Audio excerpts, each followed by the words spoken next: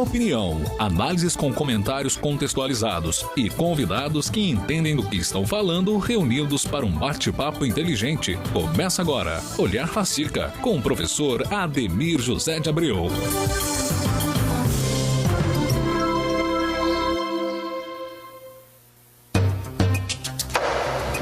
Boa tarde, amigo ouvinte da Rádio Montanhesa FM. Mais uma vez nós estamos aqui nesse horário nobre, horário do seu almoço. A maioria das pessoas almoçam agora, né? Nós estamos aqui com o programa Olhar Facica e hoje nós vamos falar sobre educação, sociedade, informação e falar sobre essa questão digital, inclusão digital. E para isso nós trouxemos dois amigos, professores, colegas de profissão também, e profissionais da área de educação básica, fundamental, média, superior, pós-graduação. Para tratar desse assunto, um bate-papo, nós vamos estar falando sobre educação digital, ferramentas, tecnologias, meios, educação e comportamento. Para isso, nós trouxemos dois professores, uma professora e um professor, professora Érica. Oi, Ademir, boa tarde. É sempre um prazer estar aqui participando desse programa muito rico em informação, né? E nessa pauta de hoje, a gente gostaria de chamar a atenção da nossa comunidade a respeito da tecnologia e seus impactos na sociedade contemporânea, né? Muito bem, fazendo um contraponto, professor Anderson Ferreira Silva, né? Anderson Silva, aí de peso pesado, né? Boa tarde, professor. Boa tarde, professor Ademir. Boa tarde, Érica. Boa todos tarde, os ouvintes Anderson. da Rádio Montanhesa. E aí a gente veio aí, né, para fazer uma discussão sobre alguns pontos nesse mundo de hoje tão mudado e inerente a questões que refletem na questão do conhecimento, da educação e dessa transformação tecnológica que é irrefutável no século XXI. É isso aí. Nunca foi tão importante, né, compreender a linguagem digital como hoje, né? E como, por exemplo, para conseguir um trabalho, para poder fazer um curso, até mesmo relações pessoais, né, e profissionais, conversar também com amigos e familiares a longa distância, né?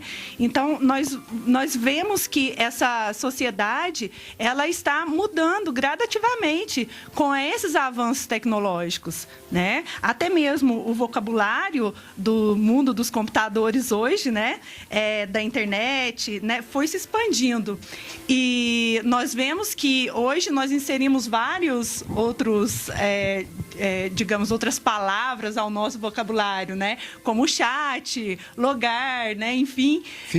Feedback, fake news, apps, né, e que estão, assim, no nosso cotidiano, né, e salientando sem censura de idade, né. Verdade, ontem não, nos últimos dias, acho que a palavra internetês inglesada, né? Posso dizer isso? Que nós importamos hackers. Hackers, né? As últimas notícias dão conta desse verbete. Vamos parar no verbete. Professor Anderson? É muito interessante essa discussão, porque quando a gente pega, por exemplo, até o próprio dicionário, em suas edições que são atualizadas regularmente, né, com uma frequência regular, a gente começa a perceber que os neologismos da língua portuguesa que existiam até então, eles estão sendo remodelados, porque essas palavras que a gente está usando aqui, hacker, chat, fake news, são expressões que fazem parte e são um tipo de uma expressão até que universal para a língua da informação, né, da internet, no caso. Uhum, exatamente. Com certeza. E a gente está falando, né, de uma nova sociedade, né, que é a sociedade da informação.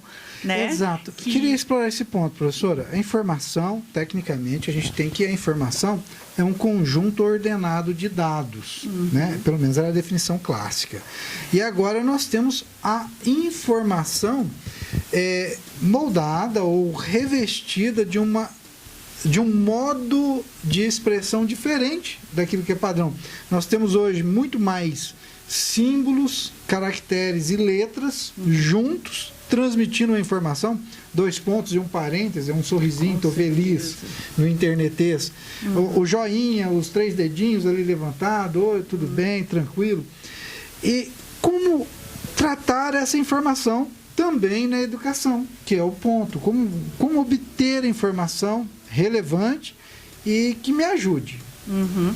Sim, com certeza essa parte, né, a educação, ela está muito atrelada a essa inclusão digital, né? Hoje em dia a gente sente essa necessidade, né, de estar com esses aportes tecnológicos para difundir uma educação. Né? Então nós vemos assim que até mesmo essa difusão, né, ela está sendo comprometida pelos órgãos governamentais, né, de estar emparelhando e estar de certo modo trazendo os computadores para a escola, né? E além de tudo, né, nós temos aquele ápice, né, que é o fator, né, da disseminação da informação, né, como a internet, né, que está aí completamente de fácil acesso, mais acessível para, né, os estudantes. Sim, a utilização da informática é um instrumento de grande apreço, não só para a área da educação, para a área da saúde, de uma forma geral ela contribui muito. A maneira como a gente usa ela e a maneira como a gente, na verdade, tem que disciplinar o uso, inclusive junto com os discentes, é que, na verdade, é o grande rumo e desafio que a educação, né, na verdade, bate de frente.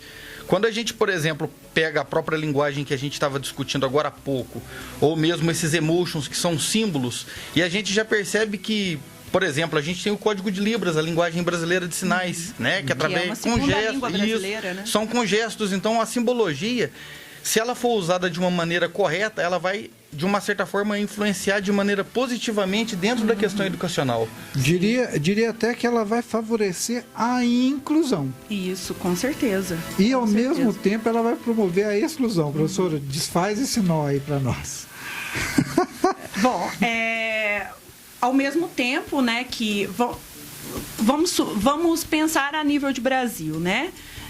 Ao mesmo tempo que nós estamos vendo, né, que a educação e a inclusão digital, elas andam juntas, né? Também pode ser, ao mesmo tempo que seja um fator positivo essa inclusão, ela tem que ser bem generalizada, né? Ela tem que bem abrangente, digamos, né?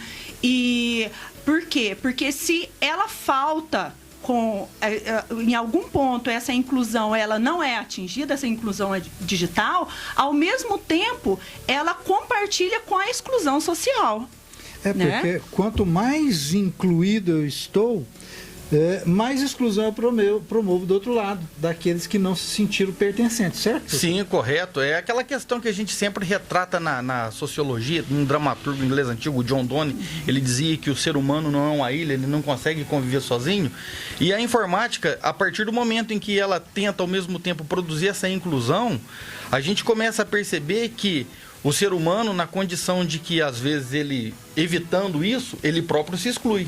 Porque não existe uma forma de sobreviver, como eu já disse anteriormente, em pleno século XXI, sem que se adeque a essa necessidade. E a partir do momento em que a gente não adequa, vai acontecer a exclusão, né, de uma maneira normal. Então a gente deve colocar um elemento que vamos chamar web, as ferramentas de conexão, né, as redes sociais, elas são meios.